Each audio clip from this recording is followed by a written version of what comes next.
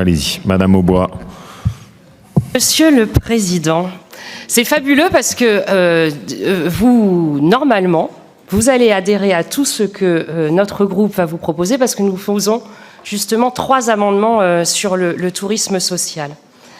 Parce que, comme il a été souligné par notre collègue Cécile Cukierman, il y a eu ces ruptures sanitaires, économiques, mais surtout de pouvoir d'achat.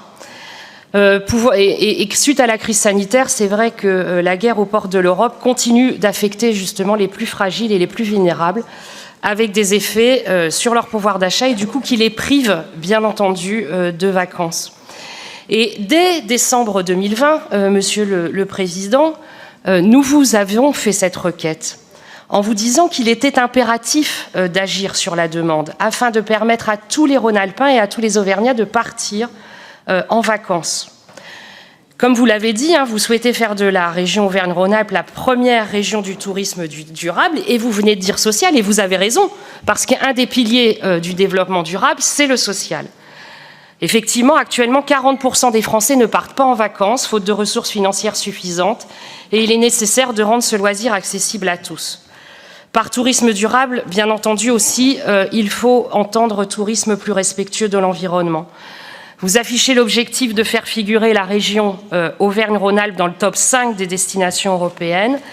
Je ne saurais nier les retombées économiques du tourisme européen pour les acteurs touristiques du territoire, mais je me permettrai d'en relever l'empreinte carbone élevée. Et par exemple, c'est pourquoi nous vous proposons la mise en place du billet TER à 1 €.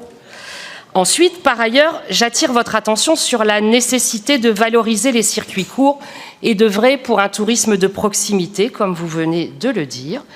Les richesses de notre territoire sont certes à exposer à nos confrères européens, mais aussi à nos concitoyens rhône-alpins et auvergnats, afin que ces derniers choisissent de partir en vacances dans leur région. Alors, des fois, ce n'est pas par choix, malheureusement, c'est par contrainte.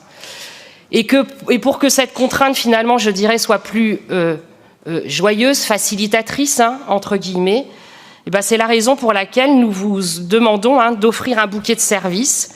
Et dans les bouquets de services, il y a le chèque tourisme, par exemple, qui peut satisfaire du coup les opérateurs locaux, mais surtout soutiennent nos concitoyens face à la perte de pouvoir d'achat.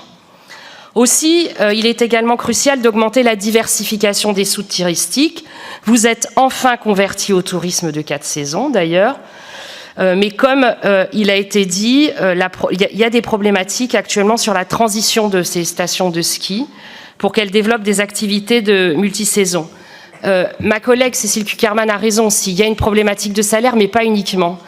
À une époque, on avait vraiment une politique ambitieuse, Monsieur le Président, en termes de formation à la biqualification, voire plus des saisonniers et des habitants des territoires, de ces territoires. Je pense qu'il faut qu'on aille plus loin.